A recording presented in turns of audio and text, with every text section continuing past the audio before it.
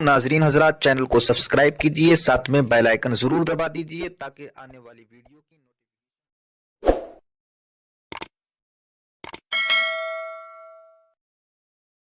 اب اس پر فقیر کا بھی کوئی تفسیرہ سن لیں امام کے صدقے میں۔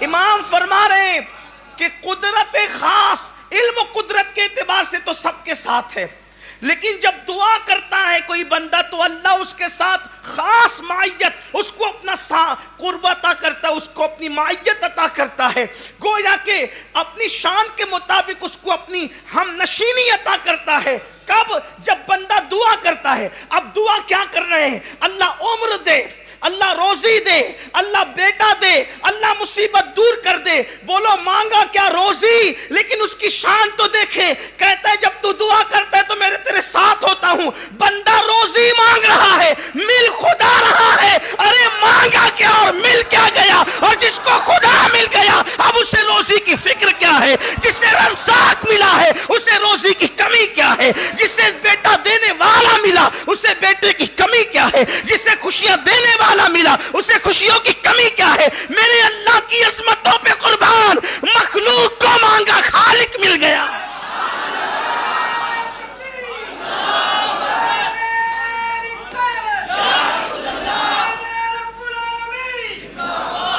مانگنے کیا گئے، مل کیا گیا۔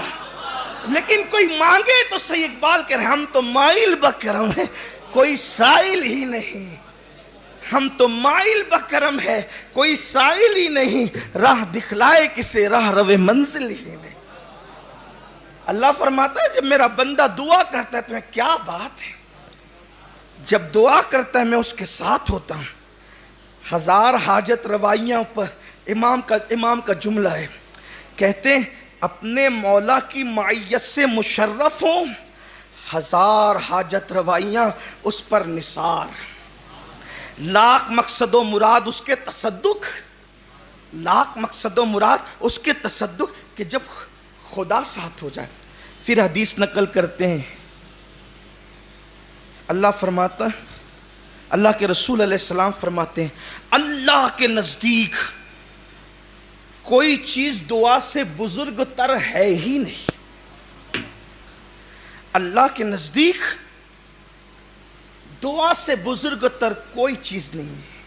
اور پھر فرمایا، حدیث پاک میں آتا ہے، اللہ تعالیٰ فرماتے، یہ بھی حدیث قدسی ہے، کہ اے فرزند آدم کے بیٹے، تو جب تک مجھ سے دعا کرتا اور میرا امیدوار رہے گا میں تیرے گناہ کیسے ہی ہوں معاف کرتا رہوں گا۔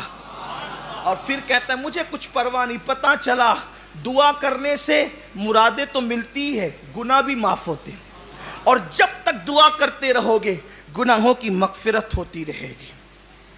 پھر اس کے بعد حدیث پاک میرے آقا فرماتے ہیں دعا سے کبھی رکنا مت، سرکار ترغیب دے رہے ہیں دعا سے کبھی رکنا مت، دعا سے کبھی عاجز مت ہونا، اس لیے کہ جب تک بندہ دعا کرتا رہے گا وہ کبھی ہلاک نہیں ہوگا، جب تک بندہ دعا کرے گا ہلاک نہیں ہوگا۔ پھر میرے آقا فرماتے ہیں دعا مومنوں کا ہتھیار ہے، دین کا ستون ہے، آسمان و زمین کا نور ہے۔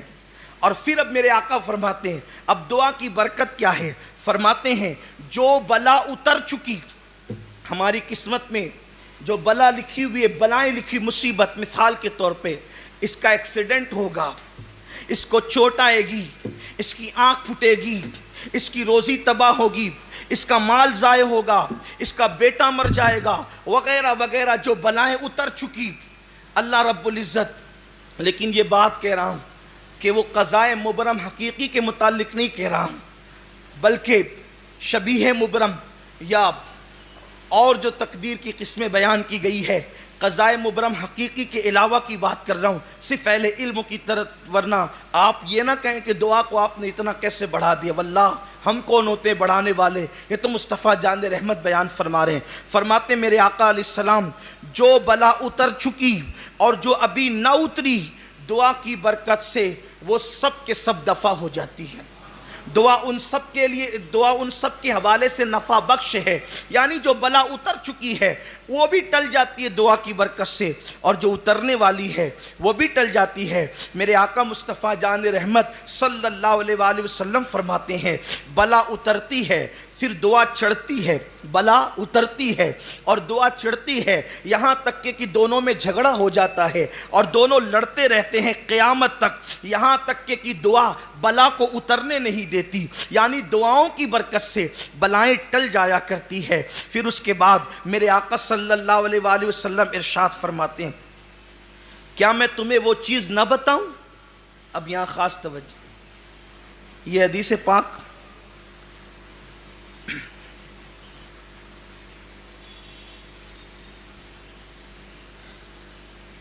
ابو یعلا میں ہے، حضرت جابر ابن عبداللہ انصاری رضی اللہ تعالیٰ اس کے راوی ہیں۔ سرکار فرماتے ہیں کیا میں تمہیں وہ چیز نہ بتاؤں جو تمہیں تمہارے دشمن سے نجات دے؟ یعنی جب دشمن سے دو دو ہاتھ کرنے کی پوزیشن میں تم نہ رہو، دشمن کے پاس ہتھیار اوزار سب کچھ ہو، تمہارے پاس نہ ہو،